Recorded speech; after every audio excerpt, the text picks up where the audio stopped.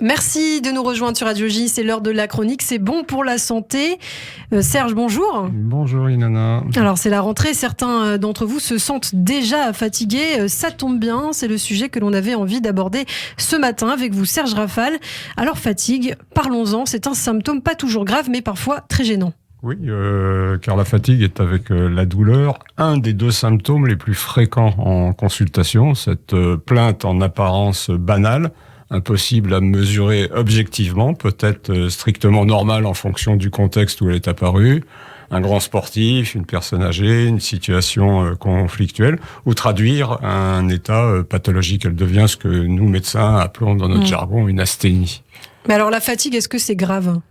Le plus souvent, Ilana, non. La fatigue, c'est un signal d'alarme qui indique à l'organisme des limites à respecter. C'est donc un phénomène ordinaire quand elle sanctionne des erreurs comportementales, un manque de sommeil, quelqu'un par exemple qui se lève très très tôt, un surmenage intellectuel ou physique.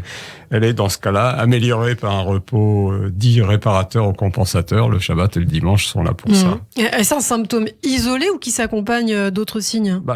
Tout dépend de la cause. La fatigue peut s'accompagner de crampes, de tremblements, d'une diminution de la force musculaire, de la coordination motrice, de problèmes de concentration, de mémorisation, de raisonnement. Bon alors que faire face à une fatigue qui tend quand même à s'installer ? Qui tente à s'installer et qui persiste malgré le repos et de bonnes nuits de sommeil. Il est alors indispensable d'entreprendre une enquête diagnostique à la recherche de causes diverses et variées, plus ou moins graves.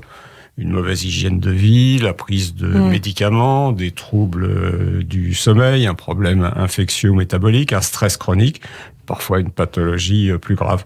Trouver cette cause peut se révéler délicat, car la fatigue est, nous l'avons dit, un symptôme banal qui peut accompagner la plupart des maladies, mais l'examen clinique et les examens complémentaires permettent généralement de lui trouver une explication. Et la fatigue chronique, est-ce que ça existe ? Lorsqu'aucune cause n'est identifiée, qu'elle est présente depuis au moins 6 mois, on parle, nous, de syndrome de fatigue chronique dont le traitement est, lui, difficile. Il entraîne d'ailleurs volontiers, là, chez les malades, un porte-à-porte médical et beaucoup d'automédication à la recherche d'une solution. Est-ce qu'il y a des solutions ? Que peut-on proposer à un patient non malade, mais seulement fatigué ? Malheureusement, il n'en a aucun médicament efficace n'existe sur le marché avec la mention traitement de la fatigue. Alors, il existe de nombreux produits, des compléments divers à base d'acides aminés, de vitamines, la fameuse vitamine C des périodes d'examen, des oligos, des éléments, des plantes qu'on peut essayer et qui peuvent d'ailleurs entraîner une amélioration. On peut, comme nous le faisons tous, en user ponctuellement sans en abuser. Merci pour vos conseils, Serge Rafal, qu'on retrouve dès demain pour une toute nouvelle chronique santé.